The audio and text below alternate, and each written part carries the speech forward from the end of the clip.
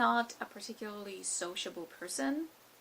I'm an introvert, I don't really like the outside a whole lot, and I don't like human contact. I mean, I like one-on-one contact in measured doses with people I actually care about, but I don't really like communicating with or even being around strangers or large groups of people. So I actually put quite a bit of effort into avoiding human contact as much as possible.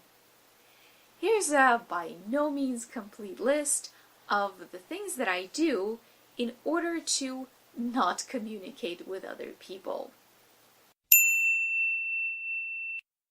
Throwing garbage away at 3 o'clock in the morning.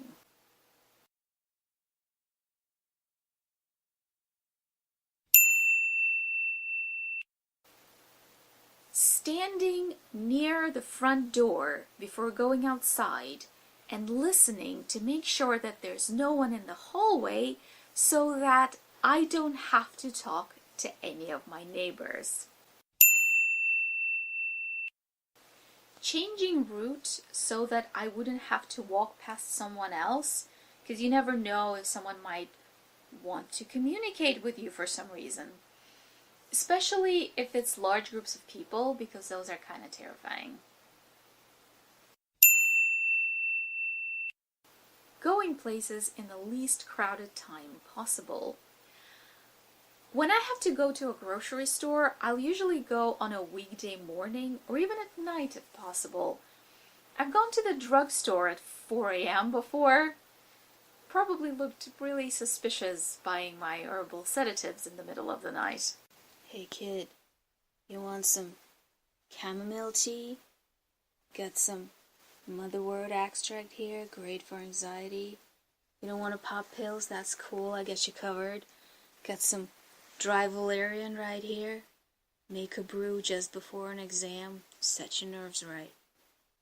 It's actually not really safe to go out alone at night here, but I risk it. Learning to do things just so that I don't have to call a professional. I really hate it when there is someone in my home because, it's like my personal bubble is being invaded. So when something breaks, first and foremost, I try to figure out if I can fix it myself. If I can't, I try to figure out if I can learn to fix it myself. I've learned to do quite a bit of stuff over the years. Like, for instance, a few years ago, I learned how to fully replace a faucet just so that I wouldn't have to deal with someone coming in and fixing it. Also, incidentally, saves money. This is the faucet I installed like 5 years ago. Had to replace a gasket a couple years ago, I think, but other than that, still works. So I know how to do that now. If you need someone to install a faucet, call someone else because I'm not going outside. Going nocturnal just so that I could be on my own. Now, I'm naturally nocturnal. I sleep better during the day and I function better during the night. But even that aside, I will often specifically arrange my sleeping schedule to be awake at night just so that I could be on my own. This might be something that a lot of introverts could relate to. If you don't live alone, then even if you like the person or people that you live with, sometimes you just need alone time to be able to recharge, rest, be creative. So whenever possible, I will arrange my sleeping schedule so that I'm awake at night, just so that I would have more time without any human contact. Case in point, I am editing this video at 3 o'clock in the morning. It should be said though that there's a lot of stuff you can't really do at night, like listen to music or watch a movie with the speakers on, or film a video. So this whole going nocturnal thing doesn't always necessarily work out.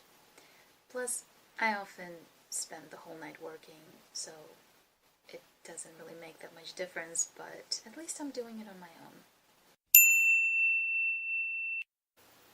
walking really long distances just so that I wouldn't have to get on the public transportation. Now, I don't have a car.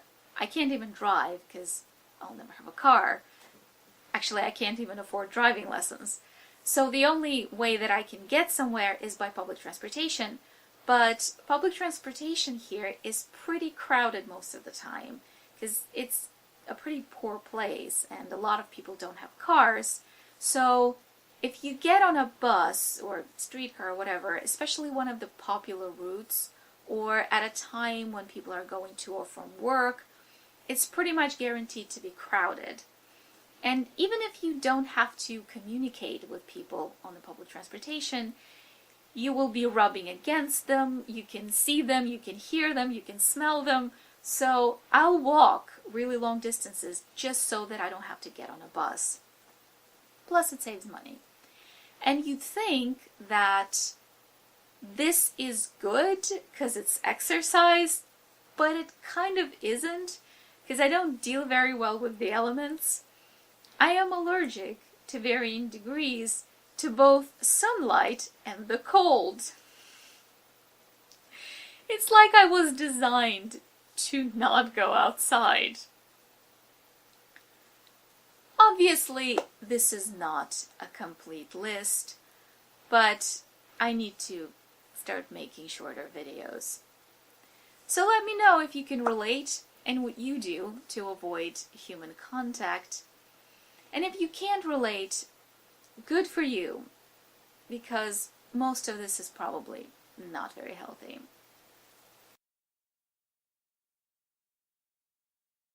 I didn't actually have valerian, so I had to use what I had, and this is actually dill. I smell like a pickle now.